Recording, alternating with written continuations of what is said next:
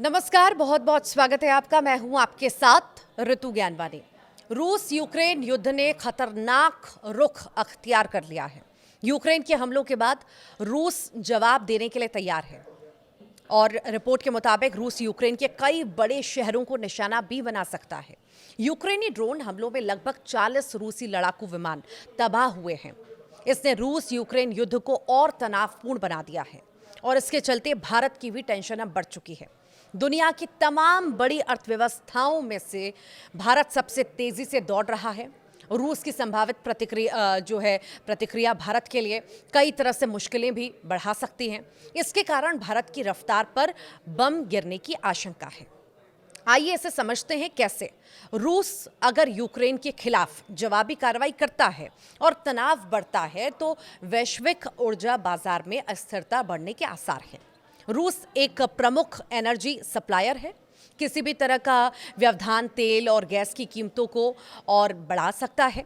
भारत अपनी ऊर्जा ज़रूरतों के लिए आयात पर निर्भर है, इसीलिए कीमतों में बढ़ोतरी से भारत का आयात बिल बढ़ेगा। इससे महंगाई का दबाव बढ़ सकता है। खास बात यह है कि मार्च 2025 तक के आंकड़ों के अनुसार रूस भारत के तेल आयात का सबसे बड़ा सप्लायर बन गया है। भारत के कुल तेल आयात में रूस की हिस्सेदारी लगभग 36% थी। अप्रैल 2025 में यह हिस्सेदारी बढ़कर 39.3% तक पहुंच गई थी। पश्चिमी देशों की ओर से रूस पर लगाए गए प्रतिबंधों के बाद भारत ने रियायती दरों पर रूसी तेल की खरीद काफ़ी बढ़ा दी है। इससे रूस भारत के लिए एक प्रमुख तेल सप्लायर के रूप में उभरा है। भारत के रूस और यूक्रेन दोनों के साथ व्यापारिक संबंध है। अगर संघर्ष बढ़ता है तो दोनों देशों के साथ व्यापार प्रभावित हो सकता है। सप्लाई चेन में व्यवधान आने की आशंका है। इससे तमाम वस्तुओं की कीमतें प्रभावित हो सकती हैं। भू राजनीतिक तनाव बढ़ने पर अक्सर निवेशक जोखिम से बचने की कोशिश भी करते हैं और इससे भारतीय रुपए पर दबाव भी बढ़ सकता है। इसके कमजोर होने की आशंका है और ये सभी चीजें भारत की अर्थव्यवस्था पर भारी पड़ सकती हैं। इसके अलावा भारत के रूस के साथ ऐतिहासिक और रणनीतिक संबंध हैं, खासकर रक्षा क्षेत्र में। तो वहीं यूक्रेन के साथ भी भारत के मैत्रीपूर्ण रिश्ते हैं। ऐसे में किसी भी बढ़ते संघर्ष में भारत के लिए एक संतुलित रुख बनाए रखना मुश्किल हो सकता है। भारत पर अंतर्राष्ट्रीय स्तर पर किसी एक पक्ष का समर्थन करने का दबाव बढ़ सकता है और इससे उसकी विदेश नीति और जटिल हो सकती है। तुर्की के इस्तांबुल शहर में सोमवार को रूस और यूक्रेन के प्रतिनिधिमंडल आमने सामने बैठे, लेकिन ये बातचीत सिर्फ 1 घंटे चली और कोई ठोस नतीजा नहीं निकला। यूक्रेन के राष्ट्रपति व्लादिमीर जेलेंस्की ने बताया कि दोनों देशों ने तुर्की के जरिए दस्तावेजों का आदान प्रदान किया है और युद्ध बंदियों की एक और अदला बदली की तैयारी हो रही है। पिछली बार 16 मई को भी बातचीत हुई थी, जिसमें हजार कैदियों का आदान प्रदान किया गया था। बैठक से एक दिन पहले ही यूक्रेन ने रूस के सुदूर इलाके में एक साथ 3 टाइम जोन में एयरबेस पर हमला कर दिया। इन हमलों में 40 से ज्यादा रूसी लड़ाकू विमान तबाह कर दिए गए। यूक्रेनी सुरक्षा एजेंसी के प्रमुख वासिल मल्युक ने इसे 1 साल से अधिक समय की योजना का नतीजा बताया और कहा कि ये रूस की सैन्य ताकत के मुंह पर तमाचा है। जेलेंस्की ने इस ऑपरेशन को ऐतिहासिक और शानदार भी बताया। रूस ने जवाब में यूक्रेन पर अब तक का सबसे बड़ा ड्रोन हमला किया।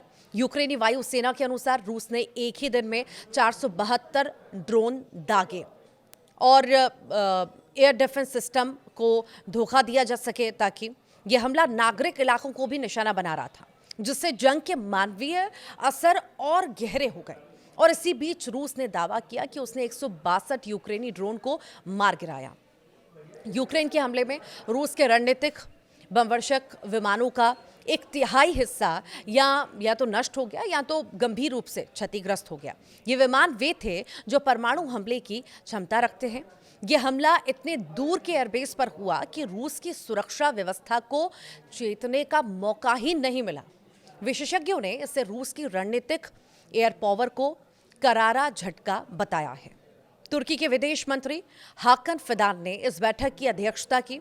उन्होंने कहा कि पूरी दुनिया की नजरें इस बैठक पर हैं, लेकिन नतीजे शून्य रहे। अमेरिका और यूरोपीय देश रूस को बातचीत की मेज पर लाने की कोशिश में लगे हैं, लेकिन रूस ने अब तक कोई सकारात्मक संकेत नहीं दिया। जेलेंस्की ने चेतावनी दी कि अगर ये बैठक भी बेनतीजा रही तो रूस पर और कड़े प्रतिबंध जरूरी होंगे। जमीनी लड़ाई भी लगातार तेज हो रही है। रूस की ओर से यूक्रेन के खेरसोन और जापोरिजिया क्षेत्रों पर गोलीबारी की गई, जिसमें 8 लोगों की मौत हो गई और कई घायल भी हुए। दोनों देशों के बीच करीब 1000 किलोमीटर लंबी सीमा पर लगातार झड़प हो रही है। आम नागरिकों का जीवन युद्ध की भेंट चढ़ता जा रहा है और कहीं से भी राहत के संकेत नहीं दिख रहे। यूक्रेन का मानना है कि अब रूस को भी अपनी भारी नुकसान की कीमत समझ आ रही है और यही दबाव उसे बातचीत की मेज तक खींचेगा।